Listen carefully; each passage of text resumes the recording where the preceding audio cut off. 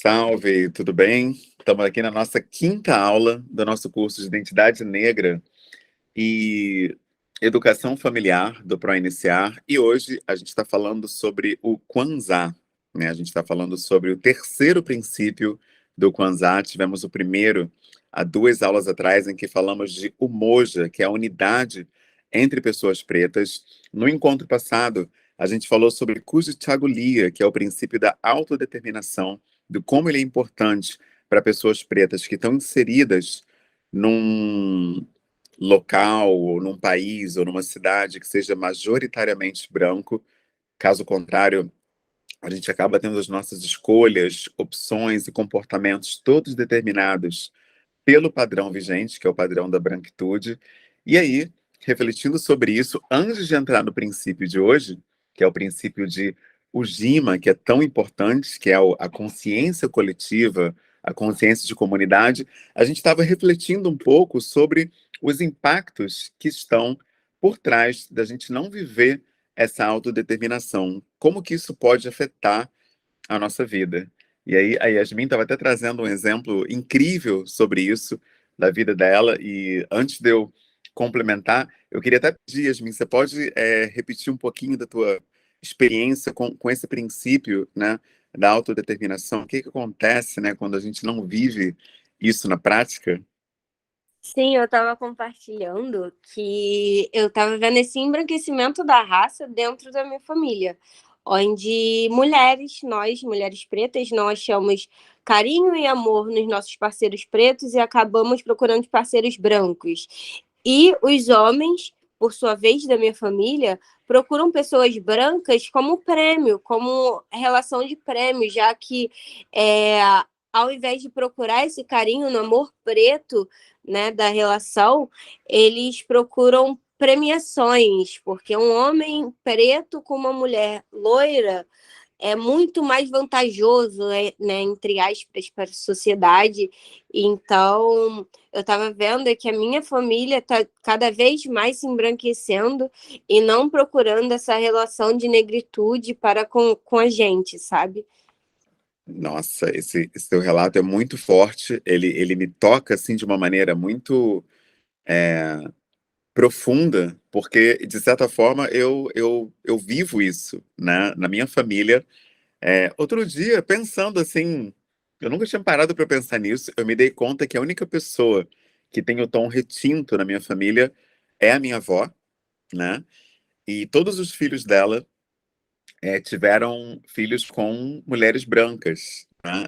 Em sua maioria. Meu pai foi o único que teve filho com uma mulher preta, retinta, e aí por isso o tom da minha pele. A minha irmã tem uma pele claríssima, né? Porque o meu pai teve uma outra companheira mais clara, então minha irmã, ela tem um tom muito claro. E estava reparando que, por exemplo, depois da minha geração, na minha família não vai ter pessoas mais com esse tom de pele. Só vai ter pessoas com um tom bem mais claro, porque todo mundo, né, todos os filhos da minha avó, eles formaram família com pessoas mais claras, né? Então, eu não sei se é consciente o processo, né, mas a gente estuda muito que o gosto, né, é uma construção social, não é uma coisa que você simplesmente acha mais bonito, né? É uma coisa que é construída desde o berço, né? A gente vê que nos desenhos, já na Disney, né, as princesas loiras, olhos claros, o príncipe, a mesma coisa. Então a gente é educado, ou melhor, é quase que adestrado, né? Porque é doutrinado, na verdade, a achar o que é branco mais bonito, né? Em todas as áreas, jogos, videogame, histórias, desenhos, filmes. Então isso tem um impacto também na nossa vida afetiva, e comigo não foi diferente também com essa questão do relacionamento, né?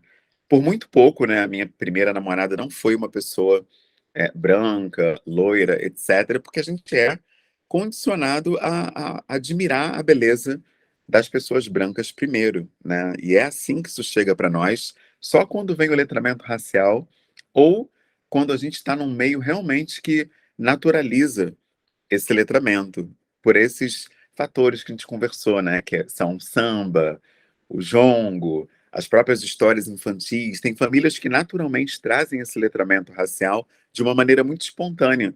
de forma que as crianças já crescem admirando a beleza, né, da pele preta, dos traços pretos, mas a gente sabe que no Brasil, infelizmente, isso não é a regra, né? Não há como negar isso, né? Opa, a Luísa levantou a mão também.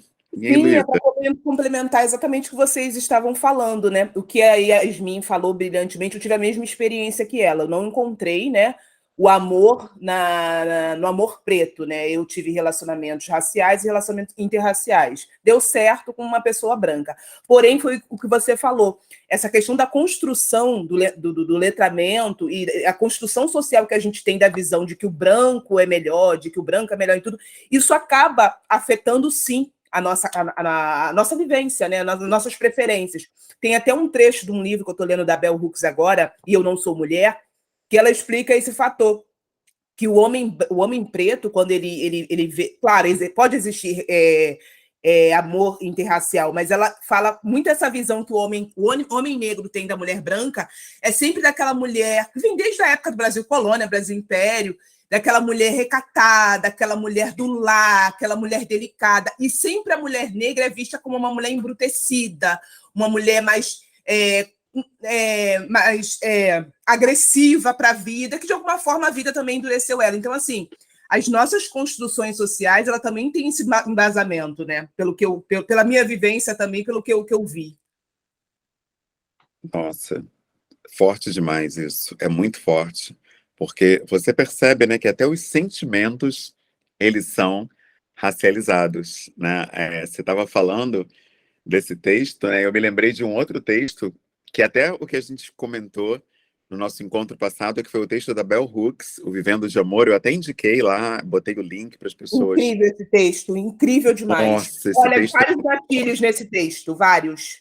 esse texto é forte demais, porque ele mostra que até mesmo o afeto é racializado na cultura brasileira por ser um país tão racista, né? Não tem outro, outro termo. Então, a pessoa preta muitas vezes não tem nem o acesso ao afeto. Então, as relações pretas, muito frequentemente, elas são embrutecidas. E quando eu li esse texto pela primeira vez, me chocou quando ela fala sobre a pessoa preta não ter acesso ao afeto, e tanto para acesso no sentido de receber, como acesso no sentido de expressão também, de conseguir manifestar isso. Então, quando eu li aquilo pela primeira vez, eu nem lembro em que ano que foi, acho que foi em 2014, 2012, por aí, e eu li isso, eu falei, caramba, é verdade, assim, eu já tinha me relacionado 4 vezes, e sempre namoros, assim, longos, né, de um ano e meio, e quando eu li, eu pensei, nossa, eu nunca recebi uma carícia assim no rosto, sabe? Um afago, até mesmo um elogio. Nossa,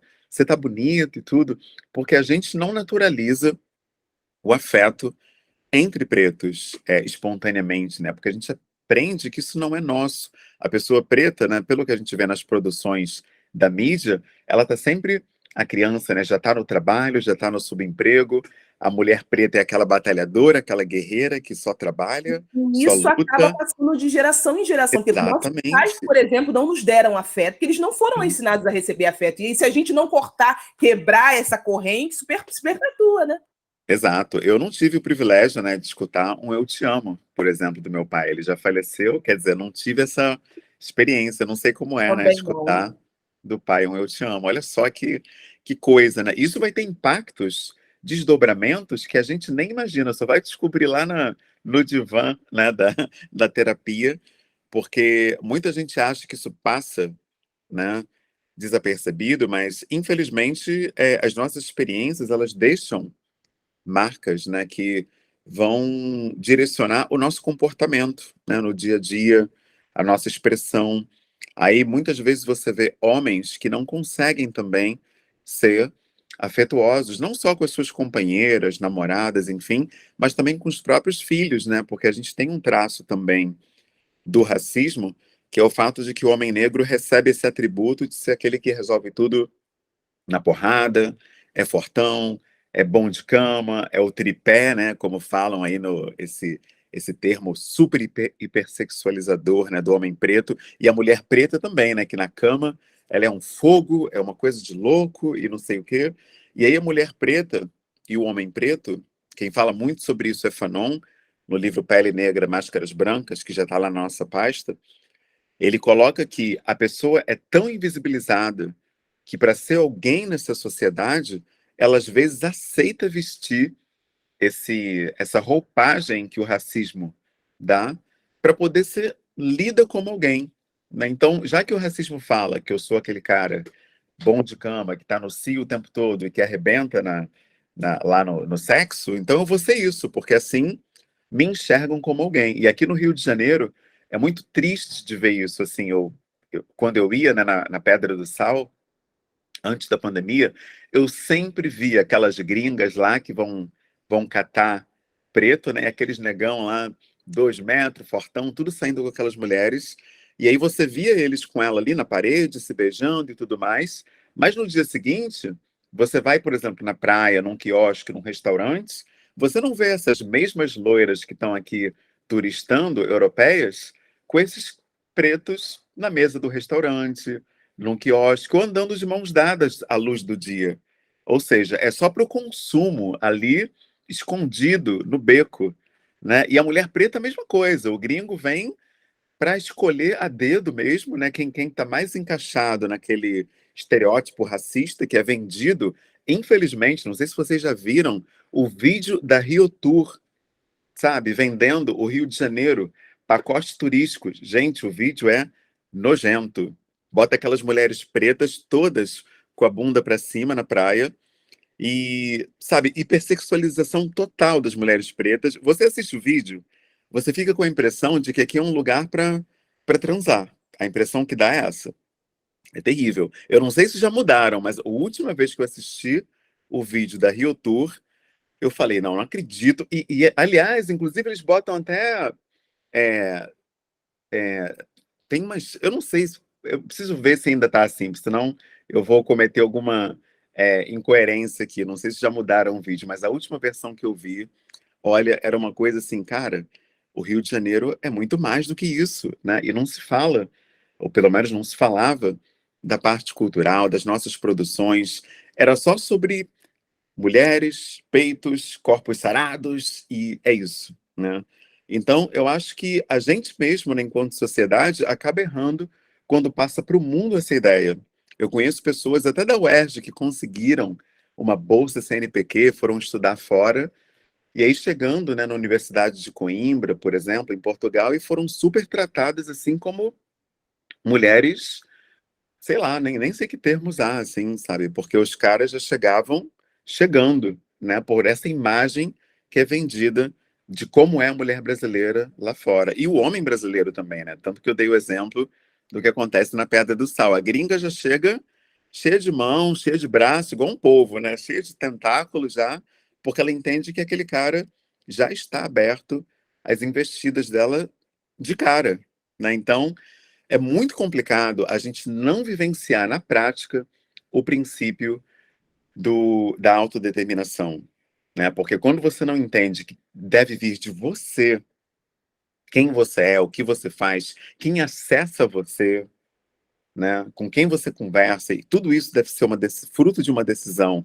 anterior, você acaba indo igual um robozinho, né? Vou lá na Pedra do Sal pegar a gringa, vou lá na Pedra do Sal, sabe? Vou lá naquele samba porque lá eu vou arrumar uma loura, sabe? Você acaba indo igual um bonequinho, né? O efeito manada, né? Então, quando a gente olha o recorte racial nessa lógica, ele tem um protagonismo tremendo, né? Então, é muito importante a gente passar a racializar as nossas experiências. Eu sei que em muitos meios, né, a gente vai ser lido como o chato do rolê, mas assim, se vocês superarem isso, né, e não se importarem tanto, vai valer a pena fazer essa análise, porque aí você se torna mais sujeito e não passivo nas suas próprias experiências. Porque eu durante muitos anos, não me percebia quando eram elementos raciais que estavam atuando, até mesmo escolhas minhas. Eu achava que eu estava escolhendo, mas não era eu.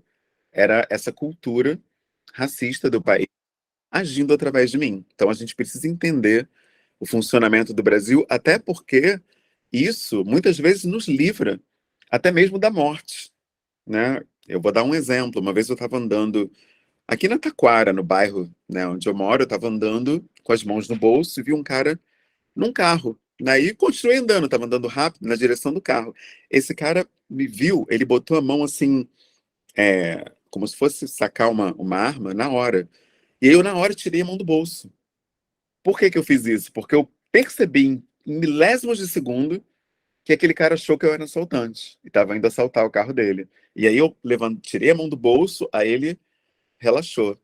Ou seja, se eu estou distraído, não tenho letramento, não estou entendendo que eu estou num país racista onde morre um jovem preto a cada 23 minutos, a minha distração podia me fazer ser baleado de bobeira. Então é muito importante a gente entender, né, as dinâmicas que atuam, as dinâmicas raciais que atuam na sociedade. Então é muito importante o teu relato. Obrigado pela partilha, Luísa. Eu acho que é isso, né? Como a gente comentou na nossa primeira aula, esse curso ele é altamente prático, se a gente souber encarar dessa forma. Ele pode ser teórico também, você só estudar. Hoje vamos falar sobre o princípio de Ujima. Ujima significa trabalho coletivo. Ou a gente pode pensar, e aí, hein? Como é que esse trabalho coletivo pode se tornar real na nossa prática? Como é que ele pode transformar a nossa vida? Aí sim, a gente começa a construir conhecimento a partir desses princípios. Inclusive, essa é a proposta do Kwanzaa. Tem gente que tem uma mentalidade muito assim ritualística que até celebra o Kwanzaa de 26 de dezembro a 1º de janeiro, mas sem trazer esses princípios para a prática diária. E aí perde a experiência de revolucionar a própria vida através de um conhecimento que foi compartilhado aí, né, pelo nosso povo preto, pelos nossos ancestrais, para que a gente se beneficiasse com eles, né? Então, eu acho que é muito importante a gente tentar trazer para a prática esse conhecimento. Então, obrigado pela partilha. Mais alguém tem alguma reflexão, alguma coisa para trazer do princípio que a gente abordou no nosso encontro passado, que foi autodeterminação, antes da gente iniciar o princípio de Ujima? A hora é essa.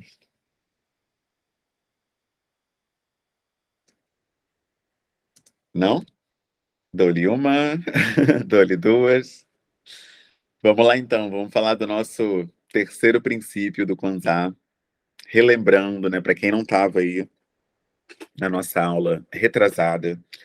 A gente comentou que o Kwanzaa é um festival que foi estipulado para que os pretos na diáspora, ou seja, os pretos que estão fora do continente africano e vivem nos mais diversos países e culturas, pudessem fazer essa reconexão ancestral com seu pertencimento ao eixo civilizatório, ao berço civilizatório africano. E aí, estudando toda a vasta contribuição, né, de todos os povos pretos, etnias e culturas, se chegou à conclusão de que 7 princípios eram mais ou menos ali comuns a diversas dessas etnias, a diversos povos ao longo dos milênios, né? E aí foi o Maulana Karenga, né, a pessoa que ele sistematizou essa data e os 7 princípios, mas ele não é o criador do Kwanzaa. Na realidade, se você pesquisar, você vai perceber que não tem como existir um criador do Kwanzaa, porque esses princípios são inerentes a todos nós.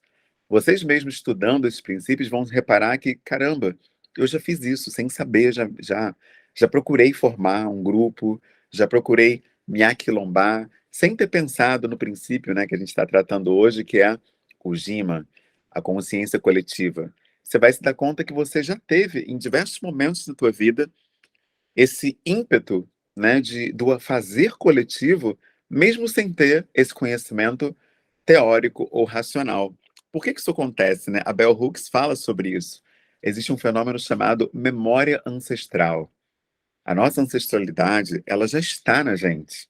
Você pode estudar e deve estudar os diversos sábios, né, e sábias incríveis que deixaram conhecimento para a gente, como Sobun Fusomé, Oyeronke, você tem a própria Bell Hooks, né, enfim, diversas fontes de conhecimento, né, você tem o quilombismo, né, do Abdias Nascimento, muitos livros, assim, Ney Lopes tem uma literatura tremenda, mas mesmo que você não tenha esse conhecimento teórico, já está em você a ancestralidade africana.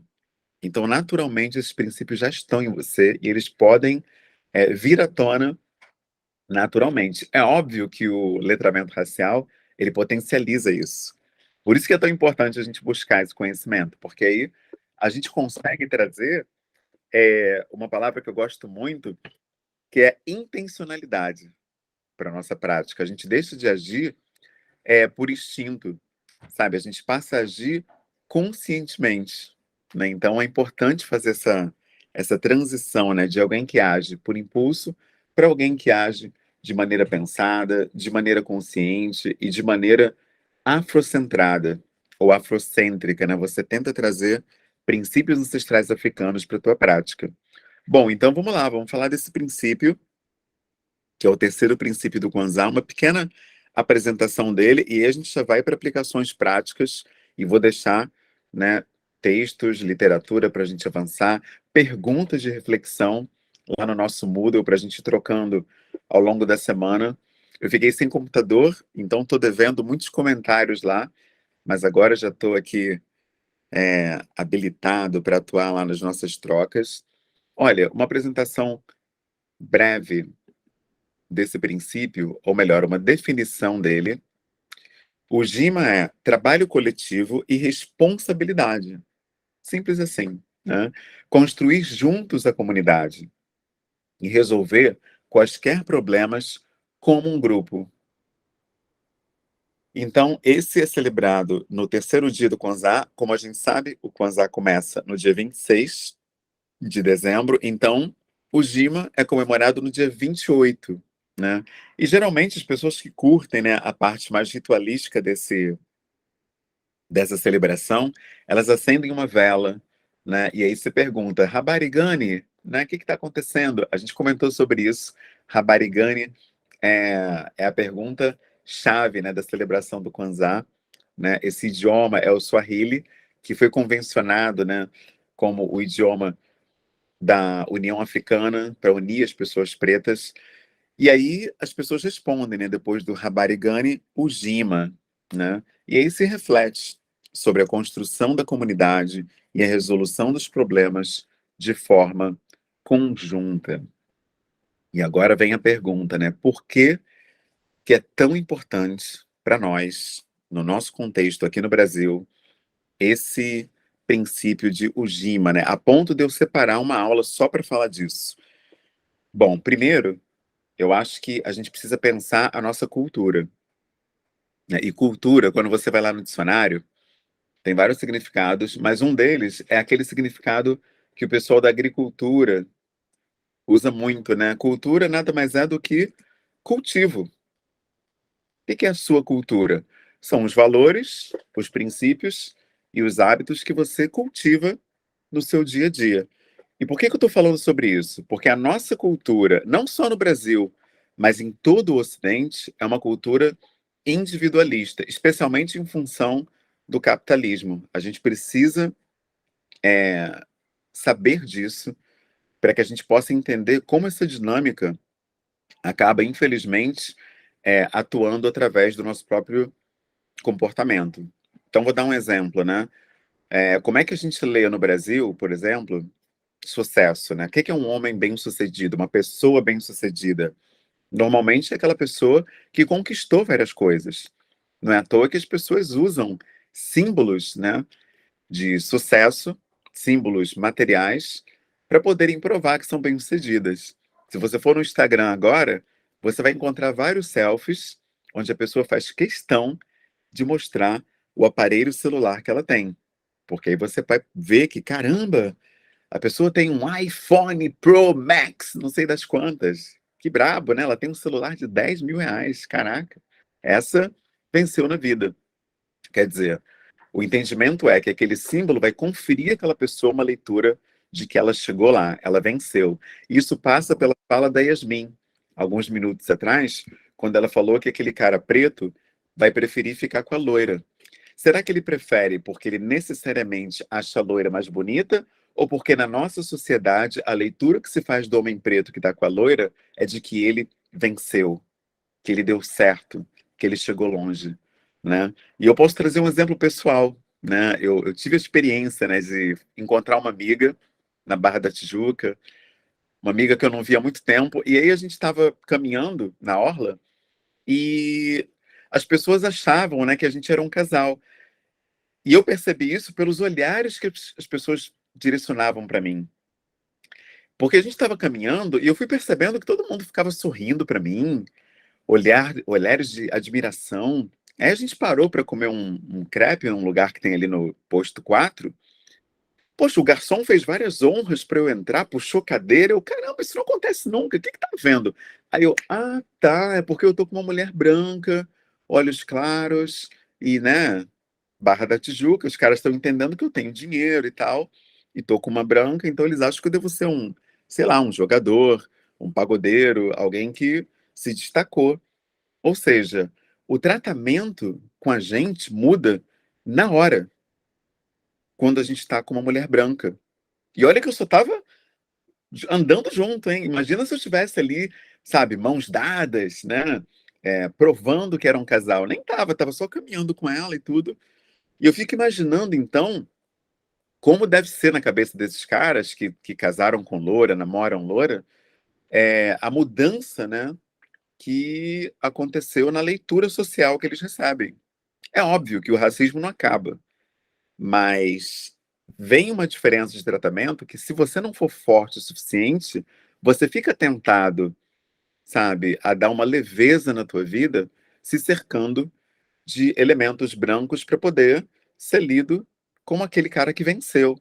E a mulher preta não está também isenta disso, gente. Isso aí afeta o povo preto como um todo.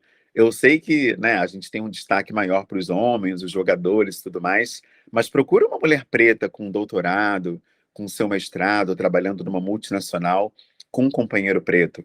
É mais difícil não só porque ela prefere, né, ou porque o sistema faz com que ela prefira a branquitude, mas também porque o próprio destaque social vai colocando a gente cada vez mais cercado de pessoas brancas. Porque imagina, doutorado, quantos pretos vai ter lá? Então, as pessoas com quem você conversa, com quem você almoça, com quem você estuda, com quem você interage, vão sendo cada vez menos pessoas pretas. Eu me dei conta disso com a minha própria vida. Quando chegou num ponto em que eu já estava, né, já tinha minha empresa, já estava dando aula na cultura inglesa, já tinha vários projetos, eu falei, cara, eu quase não tenho amigos pretos. O que que eu vou fazer sobre isso? Porque se eu não fizer nada, o meu meio vai ser todo branco. Eu lembro até de uma treta, não sei se vocês viram na internet, quando a Isa casou. A foto que ela postou com as madrinhas de casamento. Vocês viram essa treta? Todas brancas, aí todo mundo nos comentários. Que isso, não sei o quê. Aí até que ela respondeu, gente, eu fui, são as minhas amigas de infância, é onde eu cresci e tudo mais.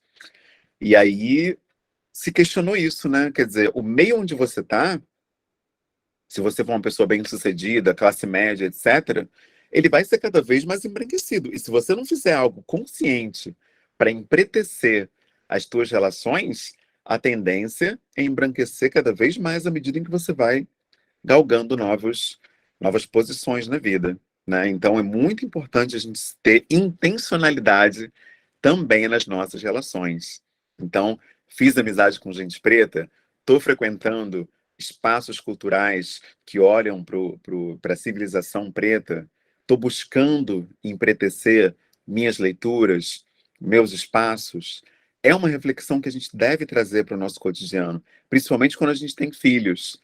Meus filhos têm amiguinhos pretos, estou levando ele para outros lugares onde ele vai ter crianças pretas no convívio dele, né? Essa reflexão é importante para que a gente não fique alienado a ponto de não se encontrar e não se reconhecer no nosso próprio meio, né? Isso acontece muito com os pretos que moram aí nesses condomínios fechados, trabalham em multinacional, etc., onde as outras pessoas pretas são aquelas que estão varrendo, fazendo a segurança, né? Enfim. E aí você vai percebendo esse abismo. Então, o jeito de quebrar esse abismo, além do letramento racial, são essas ações com intencionalidade. Isso é o princípio que a gente estudou da autodeterminação. E esse princípio de hoje que a gente está falando, que é o princípio de Ujima, do trabalho coletivo e responsabilidade coletiva, entra aqui também porque essa leitura social que a gente tem de bem-sucedido é aquele que consegue coisas sozinho está onde ninguém está, acessa o que ninguém acessa e tem o que ninguém tem, você vai entender que sucesso é sobre você. Só que a ancestralidade africana, especialmente no princípio de Ubuntu, que a gente já tratou numa das nossas aulas, ela ensina que o sucesso verdadeiro é o teu impacto na coletividade.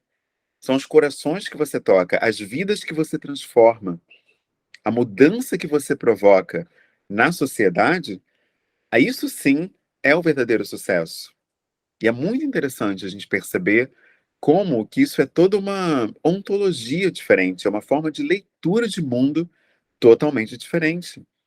É quase que uma outra forma de enxergar a própria civilização, né? O teu comportamento ele vai mudar todo se você gerir as tuas atitudes, projetos, intenções a partir de Ujima, trabalho coletivo. Vou dar exemplos concretos, né, para não ser aquilo que a gente comentou que a gente não quer que esse curso seja, que é uma coisa teórica, muito blá blá blá e pouco. E aí, o que que a gente faz? Meu caso, né, esse ano, acho que eu já até comentei isso. Eu queria saber como é que eu ia fazer para usar atividades antirracistas com os meus alunos. E fiquei na dúvida, falei, cara, não sei, assim, eu preciso de ajuda, porque eu sou professor de inglês, a minha matéria já não fala especificamente sobre raça, então eu preciso de criatividade para isso. E aí, o que que eu fiz? Tentei resolver sozinho, como a nossa cultura ensina, tentei dar uma de MacGyver, né, que é aquele cara que tem 1000 ideias, engenhoso, e dá um jeito? Não, não fiz isso. Eu busquei pessoas, outros professores pretos, para me ajudarem a pensar atividades, a pensar projetos, a pensar feira de ciências, o que que a gente poderia fazer para trazer raça, a discussão racial, para a rotina pedagógica em sala. E aí, como é que eu fiz isso? Eu criei um grupo no WhatsApp. Simples. O grupo se chama Professores Pretos Presentes. Já está no terceiro grupo, porque foi lotando e as pessoas trocam ideia, compartilham informações, bolsas de estudo, oportunidades de emprego, já virou um quilombo pedagógico. Isso é o GIMA, é você buscar na coletividade soluções para questões não só individuais, mas principalmente coletivas.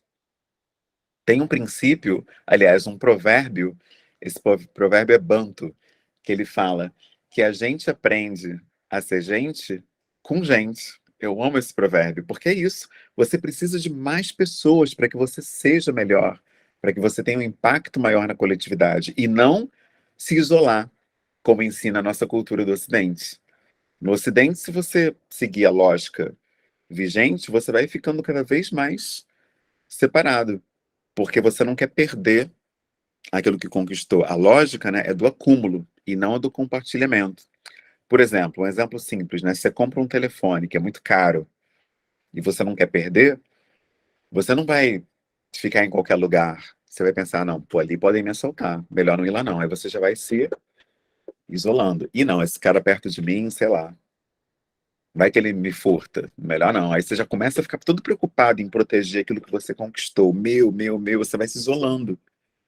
Isso que essa cultura faz com a gente. Então é muito importante a gente conhecer outros modelos civilizatórios, outras possibilidades de existência, para que a gente possa crescer juntos, né? Então, isso foi o que eu fiz na área da educação. No empreendedorismo foi a mesma coisa. Quando eu quis abrir meu negócio lá atrás, em 2013, eu vi uma notícia, né, que todo mundo podia ser MEI, manicure, o camelô, todo mundo podia criar um CNPJ. Eu falei, cara, mas como é que eu faço isso? Primeira coisa que eu fiz foi procurar empreendedores pretos. E aí, a Nina Silva, não sei se vocês conhecem, do movimento Black Money, me deu, assim, muitas dicas legais. Outras pessoas pretas que hoje estão bombando aí. E graças a essas pessoas, hoje a minha empresa também decolou, sabe? Eu tenho fila de espera para ter aula comigo no curso personalizado de inglês online. Sabia isso? Mas como que isso aconteceu? Porque eu sou o bom, eu sou o cara, eu sou. Não, não sou nada. As pessoas é que me ajudaram e me ajudam a ter um alcance cada vez maior através do meu negócio, das aulas. Então, o GIMA é sobre isso. E mais do que crescer, acumular ou ser melhor, o impacto que a gente vai gerar na vida das outras pessoas é algo importantíssimo também, né? E esse deve ser o alvo, inclusive, né? Se você buscar levar soluções para as pessoas, vai acontecer uma coisa com o passar do tempo que vocês vão ficar assim, impressionados. As pessoas vão criar uma espécie de rede de ajuda mútua em que nunca vai faltar nada para você. Porque elas sempre vão querer ver você bem, porque elas sabem que você se doa para o melhor delas. Você faz o que pode para ajudar essas pessoas, você busca a solução. Então a pessoa vai achar inadmissível que você passe necessidades, seja de que tipo for, sejam emocionais, espirituais, até materiais, né? Vai ter sempre alguém ali para te dar uma força, para te dar um apoio. Se você for professor, vão te indicar alunos. Se você vender produtos, vão te indicar clientes. Se você for um pesquisador, vão te apresentar outras pessoas que vão gerar mais pesquisas para você, mais oportunidades. Então você acaba gerando, sabe, uma espécie de rede de apoio através desse pensamento africano de Ujima. Então a gente está falando aqui de uma tecnologia ancestral que é o aquilombamento. Funciona maravilhosamente bem, especialmente com pessoas pretas. E isso dá tão certo que a branquitude copiou isso e hoje você tem os, como é que se chama? Coworks, né? O pessoal botou um nome chique, um nome em inglês para parecer que é uma coisa de branco, mas o cowork, que é a ideia de todo mundo usar o mesmo espaço e economizar dessa forma, que aí você não precisa ficar pagando luz, água, aluguel, limpeza daquele espaço sozinho, porque você vai gerir coletivamente. Sabe de onde veio isso, gente? Lá de África, as feiras, elas começaram assim, as iabás iam lavar a roupa, e aí naquele espaço já vinha alguém vender uma coisa, aí já vinha uma outra pessoa com os temperos, daqui a pouco aquilo ali virou o que hoje a gente conhece como shopping, né, que é onde tem várias pessoas ao mesmo tempo consumindo, servindo, e aí você gera um polo ali de ajuda mútua. Tudo isso a gente encontrou inspiração nos povos originários, né? Então é importante a gente perceber que isso é ciência, né? Isso é tecnologia, isso é muito importante, a gente pode trazer ações práticas para isso, né? Então, eu já falei de um exemplo do afroempreendedorismo, falei do exemplo como professor, como que eu coloquei esse princípio de Ujima em prática, e agora eu vou falar do exemplo mais famoso, né? Que é como as pessoas me conhecem por aí, que é pelo coletivo Pais Pretos. Eu ia ser pai, não sabia como é que eu ia tratar essa questão do afeto, né? Porque como Bell Hooks brilhantemente coloca, o afeto é uma questão para pessoas pretas, e eu tive um pai provedor, não sabia como é que eu ia ser esse pai amoroso, então procurei outros pais pretos para poder falar sobre isso. E hoje a gente tem grupos, né, de discussão de paternidade, masculinidade, etc. Então a pergunta é, como vocês podem, né, colocar esse princípio de Ujima de maneira prática na vida de vocês? Vida pessoal, vida acadêmica, o que dá para fazer, né? Grupo de estudo, empreendimento, é na vida pessoal, alguma coisa que coletivamente vocês conseguem pensar em soluções, articular, né? Possibilidades para o povo preto. É sobre isso. E isso independe de raça até, né? Eu estou falando aqui sobre o povo preto porque é um princípio ancestral africano, mas esse princípio de você buscar sempre soluções coletivas para as questões que surgem para você, gente, isso gera oportunidades até mesmo de negócios. Empreendimentos podem nascer daí. Várias empresas, inclusive, nasceram assim. O cara teve uma ideia, aí fez um produto ali, ou um instrumento que dava uma solução para ele, serviu para outra pessoa, para outra, ele começou a produzir outros e aí virou uma empresa ali. Então, é muito importante a gente passar a moldar a nossa mente, a nossa mentalidade para o fazer coletivo, né? Então, é fundamental. E aí a pergunta é: alguém tem experiência com isso? Alguém já teve, né, já criou alguma coisa, seja um grupo de estudos, seja uma roda de conversa? Alguém tem essa experiência de ter um desafio e buscar soluções coletivas e daí nascer algo maior? Alguém já viveu isso aqui nesse encontro de hoje? Ou é uma coisa ainda nova para a gente passar a pensar como possibilidade para o futuro? Eu, no meu caso, eu vejo como uma coisa nova, um caso a se pensar como possibilidade para o futuro, porque eu, particularmente, isso é uma coisa minha, eu tenho muita dificuldade de pedir ajuda. Eu sempre acho que eu consigo dar conta de tudo, que eu vou conseguir sozinha, porque eu sempre fui assim. Mas eu entendo que é importante a gente buscar ajuda, a gente contribuir de alguma forma, a gente consegue aprender, a gente consegue contribuir também com outras pessoas, agregando também, recebendo ajuda. Então, isso é muito importante. É uma coisa que eu preciso, eu entendo que é uma deficiência que eu preciso desenvolver, que eu preciso trabalhar, mas que eu estou buscando melhorar. Maravilha. Mais alguém tem alguma experiência?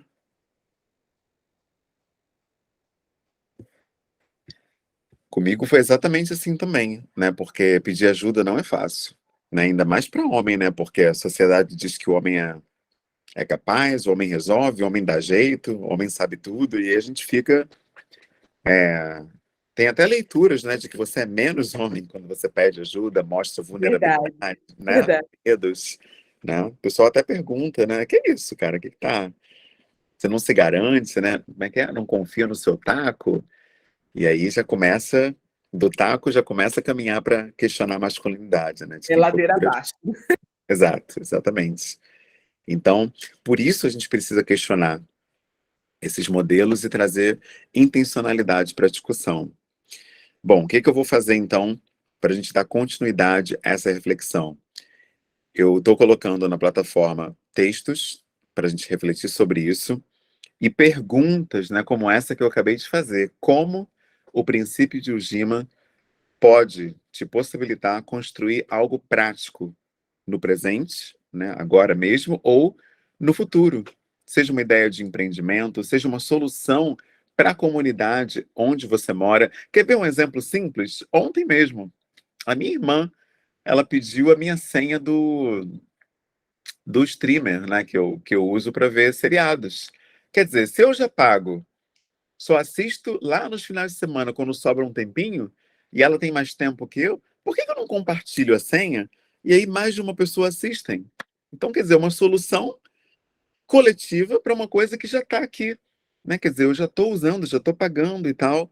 E aí você tem até o próprio aplicativo, ele dá essa possibilidade de você compartilhar com 2 usuários, 3, não sei o quê. E aqui em casa nem tem esses usuários para compartilhar. Minha esposa não tem tempo e, enfim, nem eu tenho tempo direito. E aí, caramba, podendo beneficiar alguém, quer dizer, ficou uma coisa parada aqui. A mesma coisa com livros, né? Tem várias pessoas que tiveram essa ideia. Hoje o pessoal chama de Clube do Livro. O Clube do Livro nasceu assim, pô, você já leu, você não vai ficar relendo. Então, pô, troca com alguém que já leu um outro livro, a pessoa te empresta o que ela leu e você não leu ainda, você empresta o que você já leu, ela não leu, e aí você vai gerando, né, uma rede aí de livros, né, sem precisar ficar comprando novos livros toda hora.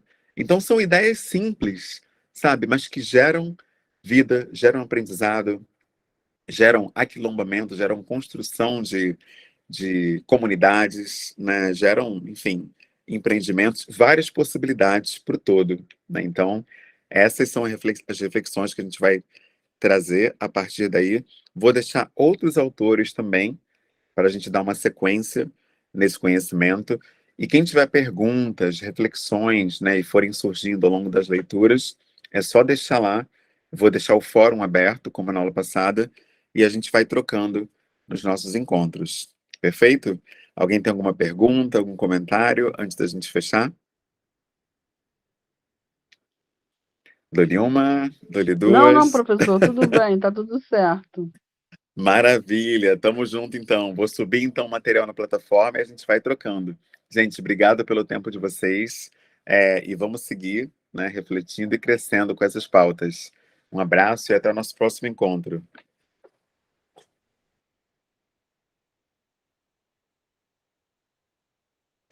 Valeu, Luísa. Tchau, tchau. Tamo junto. Tamo junto, Janaína. Vou compartilhando lá o material agora. Abraço, Everton. Tamo junto. Tchau, tchau. Valeu, Larissa.